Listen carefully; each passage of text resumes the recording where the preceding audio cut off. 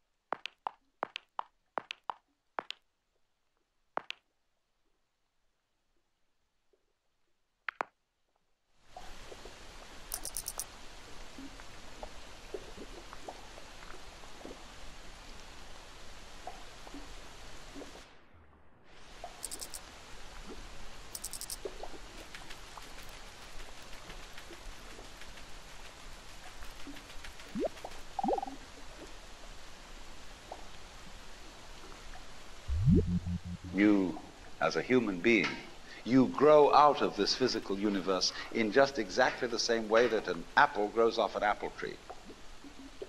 So let's say the tree which grows apples is a tree which apples, using apple as a verb. And a world in which human beings arrive is a world that peoples. And so the existence of people is symptomatic of the kind of universe we live in. Just as hair on a head is symptomatic of what's going on in the organism. But we have been brought up not to feel that we belong in the world. So our popular speech reflects it. We say, I came into this world. You didn't, you came out of it. We say, face facts. We talk about encounters with reality, as if it was a head-on meeting of completely alien agencies, and the average person has the sensation that he is a somewhat that exists inside a bag of skin, the center of consciousness, which looks out at this thing, and what the hell's it going to do to me? I recognize you, you kind of look like me, and I've seen myself in a mirror, and you look like you might be people. So maybe you're intelligent, maybe you can love too. And perhaps you're all right. Some of you are anyway. You've got the right color of skin, or you have the right religion, or whatever it is, you're okay. But there are all those people over in Asia, Africa, and they may not really be people. When you want to destroy someone, you always define them as unpeople.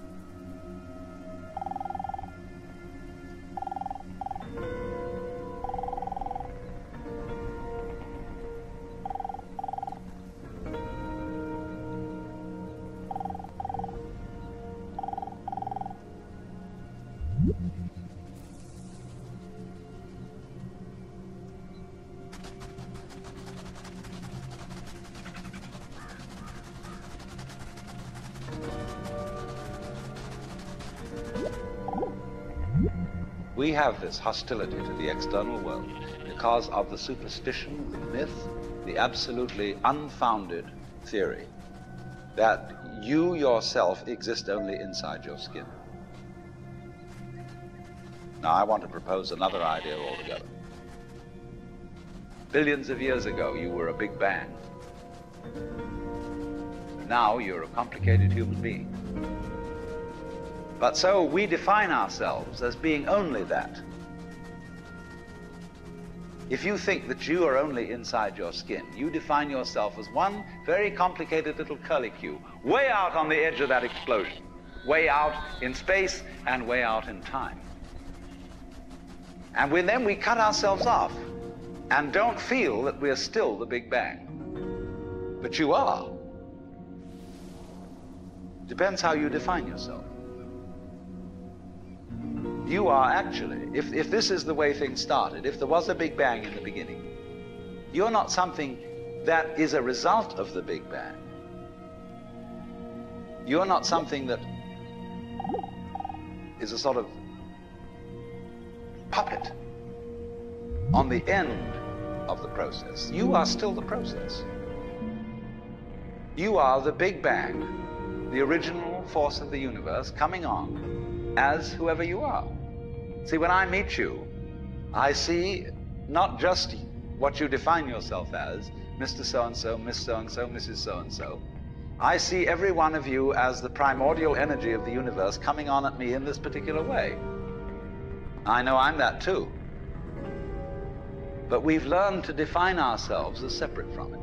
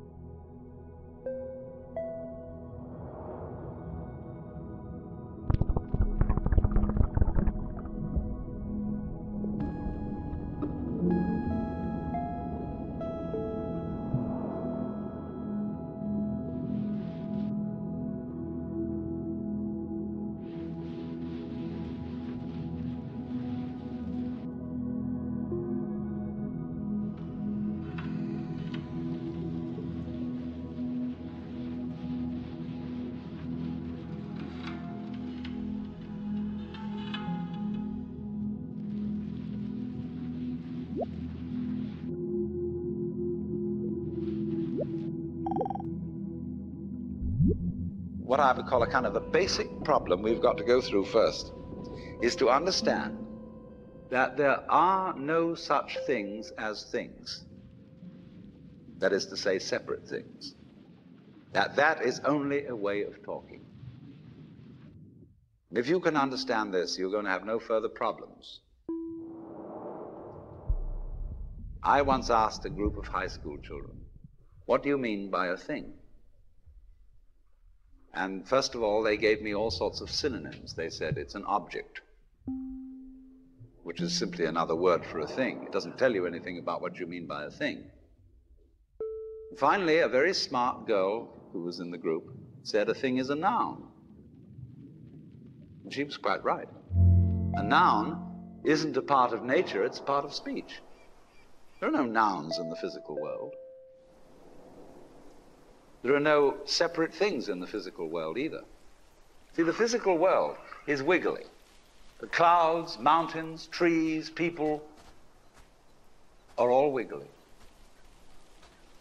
And only when human beings get working at things, they build buildings in straight lines and try and make out that the world isn't really wiggly.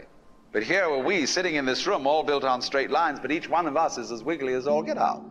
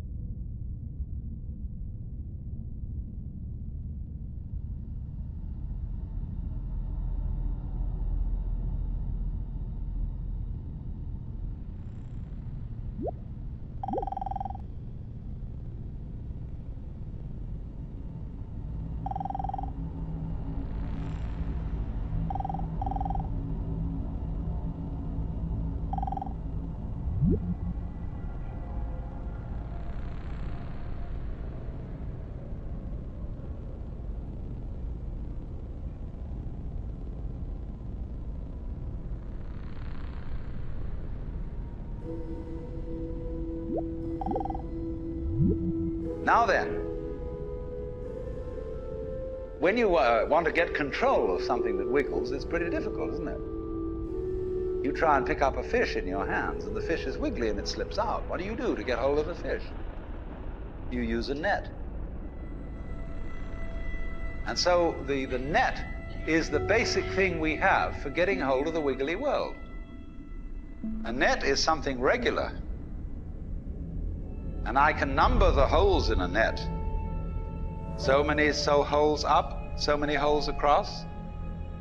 And if I can number these holes, I can count exactly where each wiggle is in terms of a hole in that net. But in order to do that, I've got to break up the wiggle into bits. And I've got to call this a specific bit, and this the next bit of the wiggle, and this the next bit, and this the next bit of the wiggle. And so these bits are things which I mark out in order to talk about the wiggle, in order to measure it, and therefore in order to control it. But in nature, in fact, in the physical world, the wiggle isn't bitted. So the world doesn't come thing. You and I are all as much continuous with the physical universe as a wave is continuous with the ocean. The ocean waves, and the universe peoples. And as the wave, I wave at you and say, you. The world is waving at me with you and saying, hi, I'm here. But the way we feel and sense our existence, being based on a myth that we are made, that we are parts, that we are things, our consciousness has been influenced so that each one of us does not feel that. We feel we have been hypnotized, literally hypnotized, by social convention into feeling and sensing that we exist only inside our skins, that we are not the original bang, but just something out on the end of it. And therefore we are scared stiff. Because my wave is going to disappear. And I'm going to die. And that would be awful.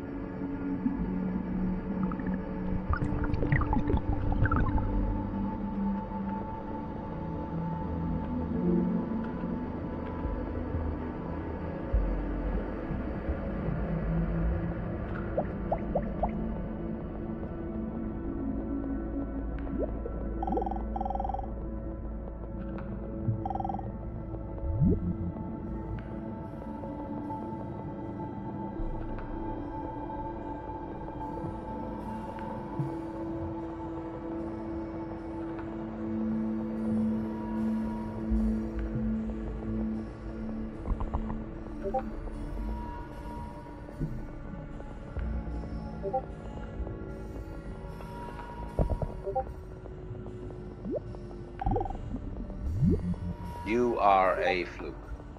You are a separate event. And you run from the maternity ward to the crematorium, and that's it, baby. Now, why does anybody think that way? There's no reason to, because it isn't even scientific. It's just a myth. And it's invented by people who wanted to feel a certain way. They want to play a certain game. Camus said there is only really one serious philosophical question, which is whether or not to commit suicide. Should you or not commit suicide? This is a good question. Why go on? And you only go on if the game is worth the candle. Now, the universe has been going on for an incredible long time. And so really, a satisfactory theory of the universe has to be one that's worth betting on. That's seems to me absolutely elementary common sense. If you make a theory of the universe which isn't worth betting on, why bother? Just commit suicide. But if you want to go on playing the game, you've got to have an optimal theory for playing the game.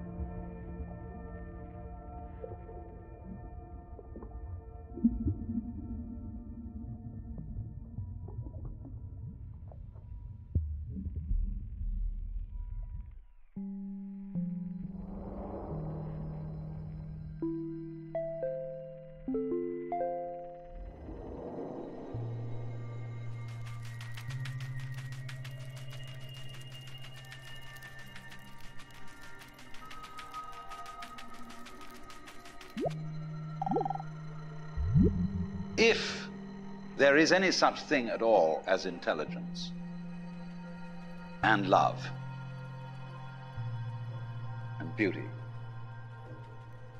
well, you found it in other people. In other words, it exists in us as human beings.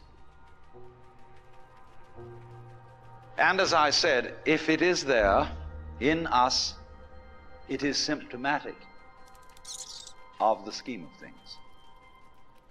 We are as symptomatic of the scheme of things as the apples are symptomatic of the apple tree or the rose of the rose bush.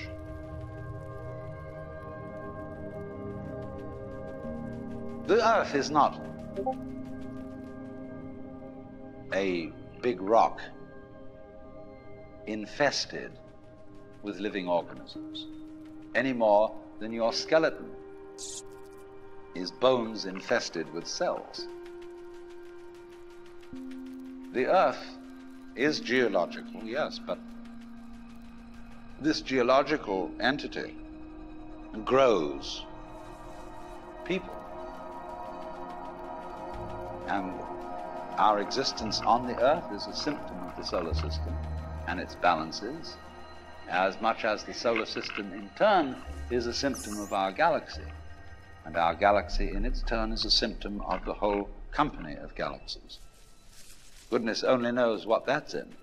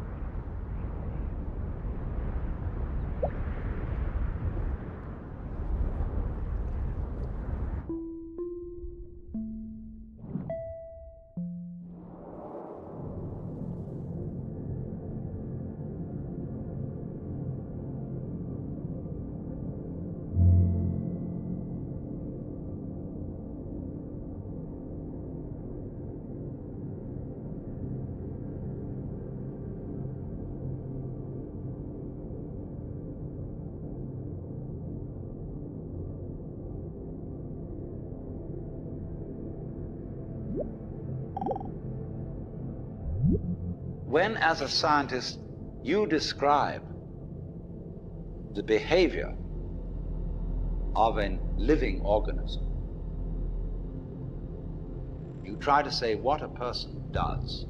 It's the only way in which you can describe what a person is. Describe what they do.